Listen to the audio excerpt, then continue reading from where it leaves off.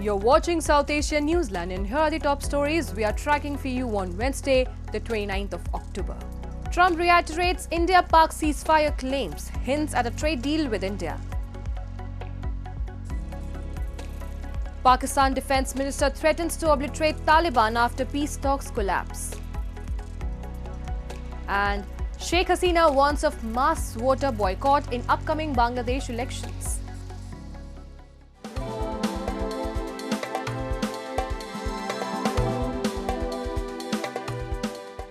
And now for all the details. US President Donald Trump, while delivering his keynote remarks at a Asia-Pacific Economic Cooperation CEO's luncheon in South Korea on Wednesday, hinted at an imminent trade deal with India and the USA. I am doing a trade deal with India and I have great respect and love for Prime Minister Narendra Modi. We have a great relationship, he said. Trump also reiterated his disputed claim of personally averting a nuclear war between India and Pakistan in May. He asserted that his intervention helped de-escalate tensions between the two nations. Trump claimed he personally contacted both PM Modi and Pakistan's leadership to halt the hostilities, linking the resolution to trade negotiations.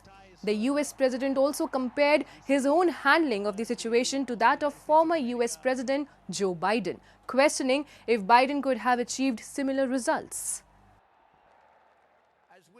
And I called Prime Minister Modi. I said, we can't make a trade deal with you. No, we must make a trade deal. I said, no, we can't. You're starting a war with Pakistan. We're not going to do it. And then I called Pakistan. I said, we're not going to do trade with you because you're fighting with India. And, you know, two nuclear nations. And they said, no, you should let us fight. They both said that. You know, they're warring. They're strong people, I'll tell you what. Prime Minister Modi is the nicest looking guy. He says, and he looks like you'd like to have your father, like, he's a killer, he's tough as hell. No, we will fight. I said, whoa, this is the same man that I know. Moving on.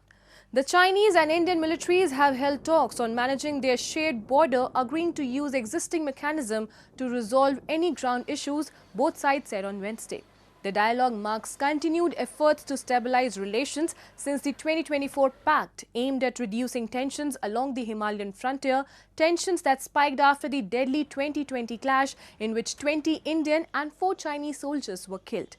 Following last year's agreement, both countries have moved to normalize ties, resuming direct flights and boosting trade and investment flows.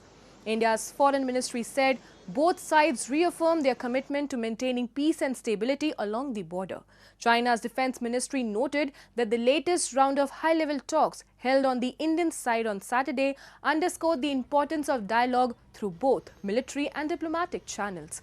Prime Minister Narendra Modi's visit to China in August for the Shanghai Cooperation Organization Summit, his first in 7 years, further highlighted efforts to improve ties. Modi and President Xi Jinping agreed that India and China were development partners, not rivals. Moving on. Cyclone Montha, which made landfall late Tuesday evening, has now weakened, according to the Indian Meteorological Department.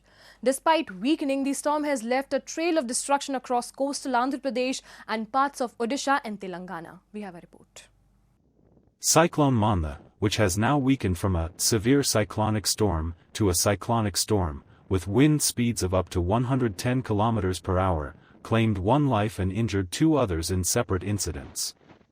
In Konaseema district, an elderly woman died after a tree collapsed on her house. Elsewhere, a young boy and an auto driver sustained injuries when coconut trees were uprooted by strong winds. 98 houses have collapsed over the past 24 hours due to heavy winds during the landfall process.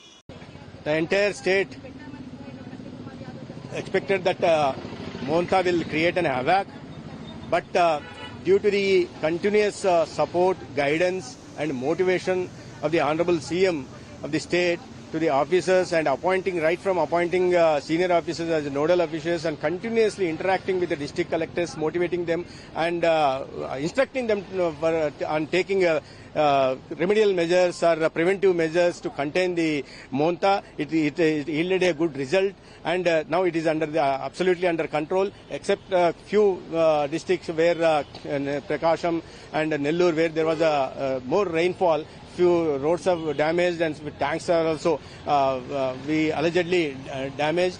And otherwise, the entire state is absolutely under control. More particularly, the Krishna district, NTR district is also under control. We expect that there will be more than 150 mm on an average, but there is only 35 mm of rainfall average. It's absolutely under control. There is no loss of lives anywhere in the state. The storm began making landfall around 7 p.m. on Tuesday, crossing the Andhra Pradesh and Yanam coasts, south of Kakinada. Indian Railways had cancelled 125 trains, while a few others had been regulated, rescheduled, or diverted. In total, around 160 trains were affected. A total of 37 flights were cancelled across Andhra Pradesh and Telangana.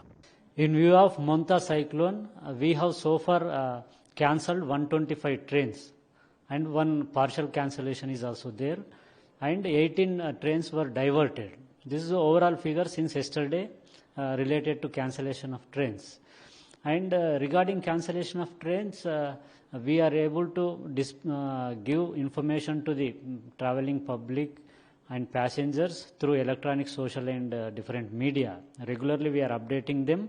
And to facilitate passengers, we have started help desks also at all important stations of South Central Railway like Secunderabad, Kazipet, Vijayawada, and many other stations. We have started help desk. Passengers having certain confusions or questions, they can go to help desk and help desk will sort out their issues, and even they facilitate refund for the cancellation of trains. Schools in Andhra Pradesh's NTR and Bapatla districts were closed due to adverse weather. In Odisha's Gajapati district, all schools, colleges, and Anganwadi centers will remain shut until October 30th. Citing preliminary estimates, standing crops within an area of 38,000 hectares and horticulture crops spread over 1.38 lakh hectares were destroyed in Andhra Pradesh due to the impact, said a press release from the Chief Minister's office. The IMD withdrew red alerts issued for a few districts for Wednesday, and issued orange alerts for the districts.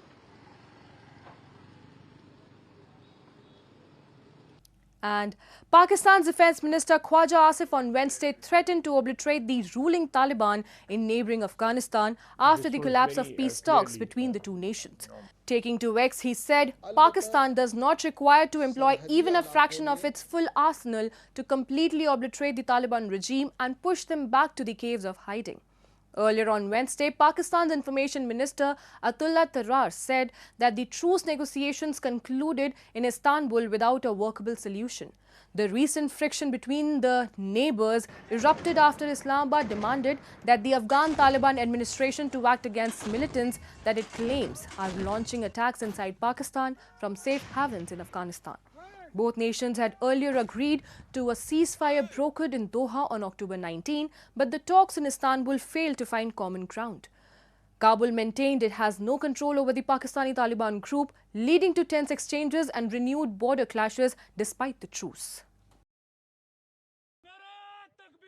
Former Prime Minister Sheikh Hasina in emailed responses told Reuters that supporters of Bangladesh's Awami League will boycott next year's national election after the party was barred from contesting the polls. Hasina also said she would not return to Bangladesh under any government formed after elections that exclude her party and plans to remain in India. This comes as Bangladesh Chief Advisor Muhammad Yunus has pledged to hold elections next February, and the Election Commission suspended the Awami League's registration in May. Earlier, the Yunus-led government banned all party activities, citing national security threats and war crimes investigations into senior Awami League leaders. Hasina, accused of human rights abuses and suppressing dissent, denied the charges, saying she was not personally involved in the use of lethal force or other alleged crimes.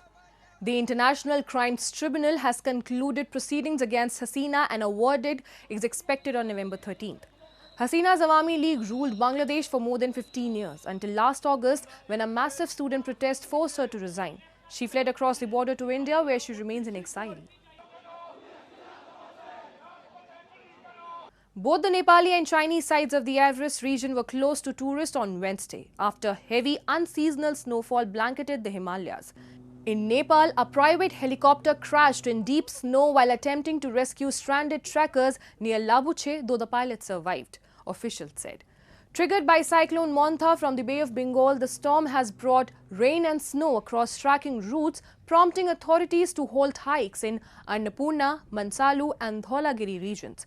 On the Tibetan side, ticket sales were suspended and roads shut as icy conditions and low visibility made travel impossible. Forecasters warned of more snow through Friday. Earlier this month, a blizzard had stranded hundreds of trekkers in Tibet, while in Nepal, over 50 people have died recently in floods and landslides caused by heavy rains. And that's all in tonight's edition. We will see you same time tomorrow. Till then, good night.